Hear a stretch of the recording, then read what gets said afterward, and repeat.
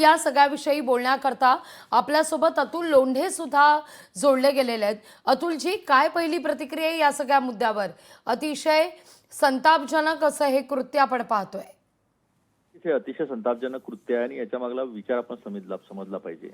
ज्या देशामध्ये गांधी हत्या करणाऱ्या गोडसेची पूजा होते, पंडित गोडसे म्हटलं जातं, त्याचं मंदिर बांधलं जातं, हा विचार जो जिवंत आहे ना, या विचाराने लोक उभे केलेली आहेत द्वेषानं आणि त्यांच्यामध्ये द्वेष जो आहे तो भरलेला आहे सत्यासाठी आणि मानवतेचा विचार करणाऱ्या गांधींच्या बाबतीत। आणि मग त्याच्यामध्येच प्रेरित होऊन अशा पद्धतीचं घृणास्पद कृत्य जे आहे ते घडत असतं। याला जबाबदार कोण आहे? याला जबाबदार अशा पद्धतीचं विष पेरणारे लोक आहे आणि ते कोण आहे सगळ्या जनतेला माहिती आहे।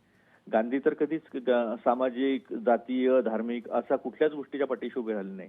गांधीजी तर नेहमी मानवतेच्या पाठीशी, सत्याच्या पाठीशी, सर्वांना सोबत घेऊन जाणारे, भारतीयत्वासाठी लढणारे म्हणूनच आपण त्यांना राष्ट्रपिता म्हणतो। तर त्यांचा शिरच्छेद करण्याची इच्छा होते। हा कोणता विचार पसरवला, कोणतं विष पसरवलं आणि कोणी पसरवलं, हे ज्यांनी पसरवलं ना त्यांना पण त्याची किंमत चुकवावी लागणार आहे। कारण शेवटी द्वेषाचा अंत काय होतो? द्वेषाचा अंत स्वतःच्याच अंतामध्ये होत असतो।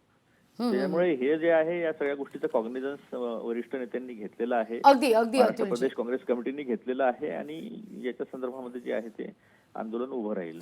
अगदी अतुलजी, मुद्दा लक्षात येतोय। तुर्तास धन्यवाद तुम्ही दिलेल्या एकूणच या सविस्तर प्रतिक्रियेकरता, या सगळ्याविषयी बोलण्याकरता। लोकशाही मराठी ऐका, पहा, जागरूक रहा।